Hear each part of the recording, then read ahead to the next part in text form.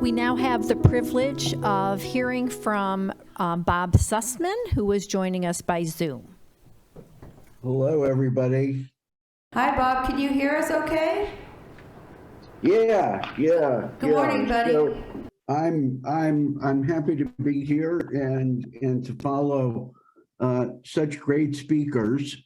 And I have some slides, and I'm going to look to the folks in Atlanta to advance them. So let's get the first slide up on the screen. ADAO has pursued a multi-pronged strategy to ban asbestos and advance prevention of exposure. And one element of that strategy is litigation, and specifically litigation against EPA to push them hard to maximize their implementation of the Toxic Substances Control Act. And let's go to the next slide and talk about TSCA if we can. And I think as Dick Lemon very logically and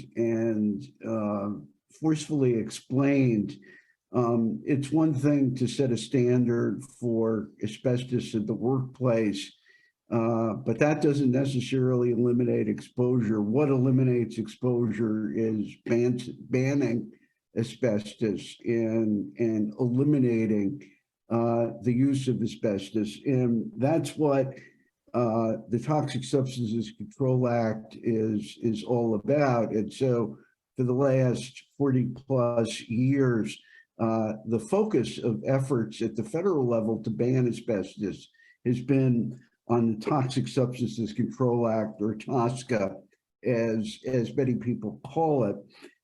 You also heard that in 1989, as a result of the concerns raised by NIOSH and others in the 70s and the early 80s, EPA banned most uses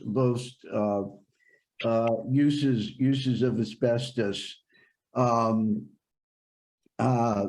But that ban was unfortunately overturned in court in 1991, and following the ban, that court decision, we had years of inaction. And what changed the period of inaction is the amendments to the Toxic Substances Control Act that were enacted in 2016. And the failure of EPA to ban asbestos was a true motivating factor in those amendments. Asbestos became the poster child for the need for a stronger federal law. And the law was in fact designed in the hope that EPA would finally be able to ban asbestos. So right after the law was enacted, asbestos was selected as one of the initial priorities for risk evaluation and regulation and risk management under TSCA. And ADAO pushed very hard for EPA to prioritize asbestos, and the agency did. So ADAO's challenge was to do everything we could to promote a rigorous determination of the risks of all asbestos products in use, and then to use TSCA authority for maximum prevention of asbestos exposure. Let's go to the next slide. So after the euphoria of the new law had passed, and we focused on what EPA had to do, it unfortunately became clear that the Trump administration and EPA was recalcitrant. They were slow to rise to the challenge of tackling asbestos and did not fully seize the opportunity Congress provided. There were a few critical failings in EPA's approach, the refusal to examine the risks of legacy asbestos, their failure to get reliable and accurate information on ongoing uses of asbestos and the conditions of exposure, the unwillingness to address all 6 recognized asbestos fibers, the unwillingness to examine all known cancer and non-cancer endpoints and effects, and the reluctance to look at asbestos risk holistically across pathways of exposure. So the question for ADAO is, how do we motivate EPA to use all of the tools at its disposal? Go to the next slide.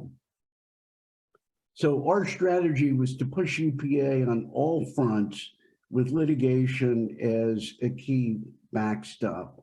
And this involved taking every opportunity to engage with EPA, submitting high quality information, relying on credible recognized asbestos experts, partnering with states, public health organizations, and the scientific community, and finally, litigating where EPA has failed to meet TSCA requirements. So what is our track record? It's, I say this immodestly, it is a very, I think, a very strong track record. We have filed 3 cases against EPA.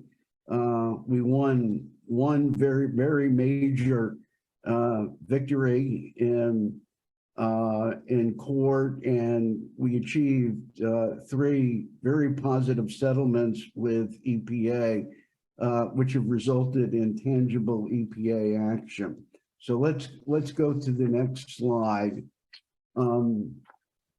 I'd like to start with the issue of legacy asbestos, because one of the first challenges we had with EPA is they took the position that legacy asbestos was not within their mandate under the law. And we joined in August of 2017 with a coalition of groups to challenge EPA's interpretation of the law in the Court of Appeals for the Ninth Circuit. And we won that case. In November of 2019, the court ruled that the exclusion of legacy uses and associated disposals contradicts TSCA's plain language. Why is this important? I don't think I need to remind you of this. The continuing presence of asbestos throughout the built economy is an important ongoing source of exposure and risk for many segments of the population. And we need EPA to take a hard look at it. So let's go to the next slide. What happened as a result of the Ninth Circuit decision? What was the practical outcome of that?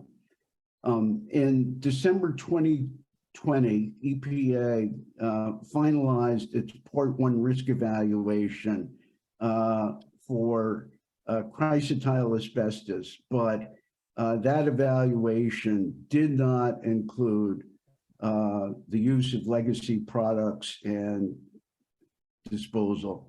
EPA said that it planned to address legacy exposure, but there were no specifics, no indication of the timing of that evaluation or the scope. So we sued EPA again on May 18, 2021 to require an enforceable schedule for completing the Part 2 evaluation.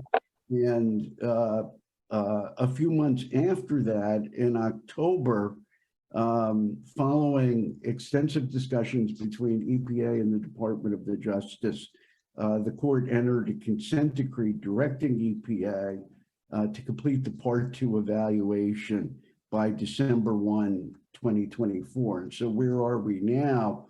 EPA has actually taken the first important step in conducting the legacy evaluation by issuing a draft scoping document at the end of 2021 and finalizing it just a few months ago in June of 2022. Let's go to the next slide.